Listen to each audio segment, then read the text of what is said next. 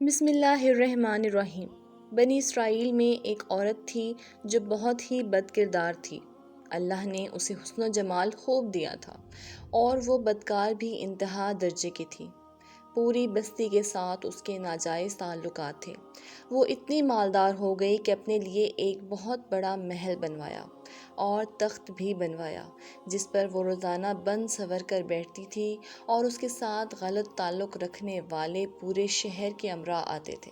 اس عورت کی زندگی ایسی ہی گزر رہی تھی کہ ایک مرتبہ کیا ہوا کہ وہ اپنے گھر کا دروازہ کھول کر تخت پر بیٹھی تھی کہ قریب کسی اور بستی کا نوجوان جو کہ بہت ہی نیک اور عبادت گزار تھا، وہ ادھر سے گزرا، اور گزرتے ہوئے جو اچانک اس کی نظر اٹھی اور اس عورت پر جا پڑی، اور اس عورت کی ایسی تصویر اس کے دل میں چھپی کہ وہ آگے تو چلا گیا مگر اس کا دھیان ادھر ہی بھٹک گیا۔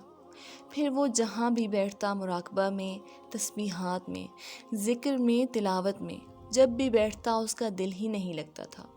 اس نوجوان نے روزے بھی رکھے لیکن اس لڑکی کا خیال دل سے نہ نکال سکا۔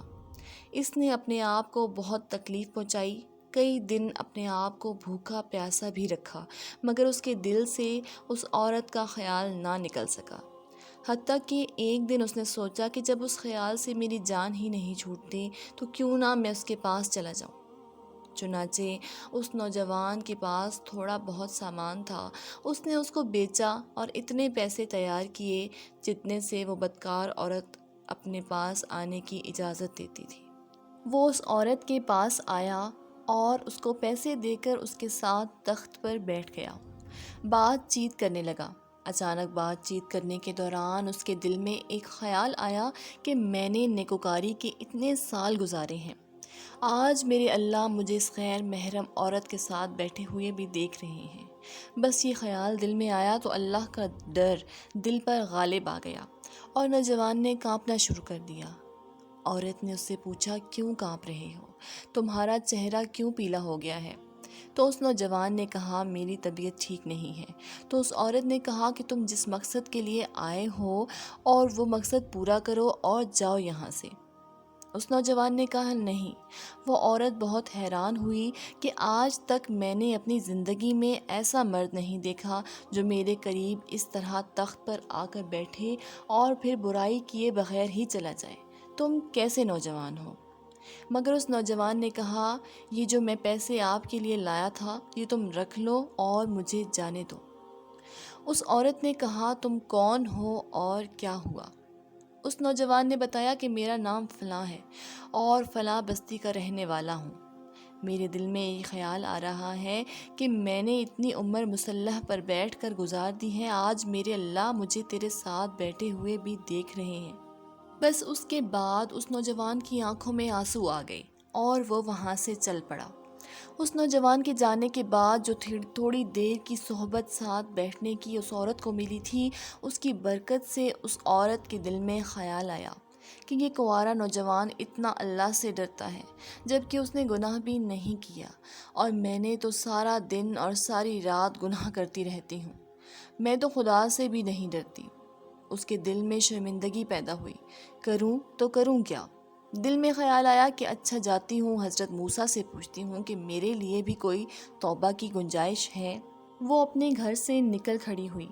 اب اس کو بستی کا ایک بندہ پہچانتا تھا، وہ اتنی نامی گرامی چیز تھی۔ وہ چلی اور جا کر حضرت موسیٰ کو دیکھا تو وہ اس وقت بنی اسرائیل کے لوگوں کو نصیحت فرما رہے تھے۔ اس نے کسی آدمی کے ذریعے پیغام بھیجا کہ حضرت موسیٰ سے جا کر کہو کہ میں ان سے ملنا چاہتی ہوں۔ اس خدا کے بندے نے سیدھا جا کر سب کے سامنے کہہ دیا کہ حضرت آپ سے فلاں عورت ملنے آئی ہے۔ جب حضرت موسیٰ علیہ السلام نے اس کا نام سنا تو بہت جلال آیا کہ لوگ کیا سوچتے ہوں گے کہ ایسی عورت ان سے کیوں ملنے آئی ہے، ان کا کیا تعلق ہے اس سے۔ حضرت موسیٰ نے غصے میں کہہ دیا کہ چلی جا یہاں سے، میں نہیں اس سے ملنا چاہتا۔ اس بے وقوف نے آ کر کہا کہ میں نے ایک بات کہی تو وہ بہت خفا ہو گئے اور تم سے نہیں ملنا چاہتے۔ وہ عورت ڈر گئی۔ اس نے کہا، میری بدکاریاں ایسی ہیں کہ اللہ تو مجھ سے پہلے ہی ناراض ہے، تو اللہ کے نبی بھی مجھ سے بات نہیں کرنا چاہتے۔ میرے لیے تو اب دنیا میں کوئی ٹھکانہ نہیں۔ بڑے اداس اور بہجل قدموں کے ساتھ وہ وہاں سے چل پڑی اور واپس آ گئی، اور اسے سمجھ نہیں آ رہی تھی کہ وہ کرے تو کیا کرے۔ اب وہ حیران تھی کہ اللہ کے نبی نے بھی مجھ سے بات کرنا گوارا نہیں کیا۔ میں اتنی گری ہوئی چیز تو ہوں، وہ بات کرنا بھی نہیں چاہتے۔ چنانچہ وہ گھر آئی اور گھر میں کنڈی لگائی۔ اس نے اپنے کسی بڑے سے سنا ہوا تھا کہ بندہ جب اپنے رب کو منانا چاہے تو اس کو چاہیے کہ وہ اس کے سامنے سجدہ کرے۔ چنانچہ اس کو کوئی اور طریقہ نہیں سمجھ آ رہا تھا۔ گھر کی کنڈی لگا کر ایک جگہ اس نے مصلی بچھایا اور اللہ کے سامنے سجدہ کیا۔ اسے پوری دنیا میں کوئی اور نجات کا راستہ نہیں نظر آ رہا تھا۔ پھر اللہ کی شان دیکھیے، اس نے ساری رات عبادت میں گزاری۔ اگلے دن اس کے دل میں خیال آیا کہ میں عورت ذات ہوں، اکیلی اس مکان میں نہیں رہ سکتی۔ ایک میری خادمہ ہے، تو اگر میں نیت بھی کر لوں تو جتنے لوگوں نے میرے ساتھ بدکاریاں کی ہیں وہ مجھے یہاں رہنے نہیں دیں گے، تو بہتر یہ ہے کہ میں اس جگہ کو چھوڑ کر چلی جاؤں۔ اس عورت نے فیصلہ کر لیا کہ میں یہاں سے چلی جاتی ہوں۔ اس نے اپنے آپ کو سادہ کپڑوں میں لپیٹا تاکہ کوئی کپڑوں اور حسن و جمال کو نہ دے سکے کہ یہ کون جا رہی ہے۔ پھر اس نے سوچا عورت ذات ہوں، کہاں جاؤں گی؟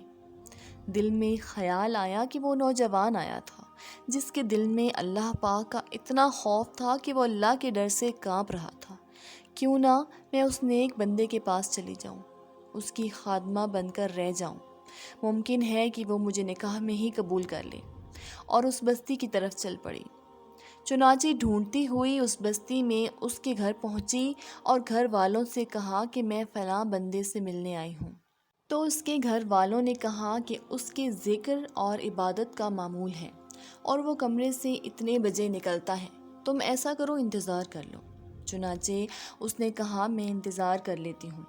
وہ انتظار میں بیٹھ گئی۔ جب انتظار کرنے بیٹھی ہوئی تھی تو اچانک اس نوجوان نے دروازہ کھولا۔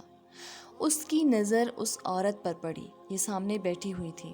جب نوجوان نے اس عورت کا چہرہ دیکھا تو اس نوجوان کو اپنا وہ وقت یاد آ گیا جب میں اپنے مصلی کو چھوڑ کر اس کے تخت پر جا بیٹھا تھا۔ اس نوجوان کے دل پر خوف طاری ہو گیا کہ کہیں یہ میرا ایمان خراب کرنے تو نہیں آ گئی، میں نے تو اتنی مشکل سے اس کا تصور ذہن سے نکالا تھا۔ پھر نوجوان پر اتنا خوف طاری ہوا کہ وہ وہیں گر پڑا اور اس کی جان ہی چلی گئی۔ اب اس کی وفات پر گھر والے بھی رنجیدہ اور اس عورت کو بہت غم تھا۔ خیر 3 دن بعد اس عورت نے اس کے گھر والوں کو بتایا کہ میں تو اس نیت سے آئی تھی۔ انہوں نے کہا کہ اب تو وہ اس دنیا سے چلا گیا، اس کا ایک بھائی ہے، اگر وہ تمہارے ساتھ نکاح کر لے تو تم اس کے ساتھ نکاح کر لو گی۔ جب اس کے بھائی سے پتہ کیا تو اس نے کہا ٹھیک ہے، اگر پہلے یہ ایسی عورت رہی ہے اور اب توبہ کی نیت کر چکی ہے تو میں اس کو اپنے نکاح میں قبول کر لوں گا۔ چنانچہ اس عورت کو اس کے بھائی کے ساتھ نکاح ہو گیا اور اس عورت کو اللہ پاک نے 7 بیٹے عطا فرمائے اور 7 بیٹے بنی اسرائیل کے اولیاء میں سے گزرے ہیں۔ ایسی بدکار عورت بھی اگر توبہ کرے تو اللہ اسے بھی نواز دیتے ہیں۔ اللہ تعالیٰ ہم سب کو عمل نیک کرنے کی توفیق عطا فرمائے۔ جتنے بھی مسلمان بیمار ہیں اللہ تعالیٰ ان کو صحت یابی عطا فرمائے۔ جتنے بھی پریشان حال ہیں اللہ تعالیٰ ان کی پریشانیوں کو دور فرمائے۔ اللہ تعالیٰ سیلاب زدگان کی مدد فرمائے۔ کمنٹ باکس میں آمین ضرور لکھیں۔ آپ کی آمین کسی بے کس کی زندگی بچا سکتی ہے۔ آمین ثم آمین۔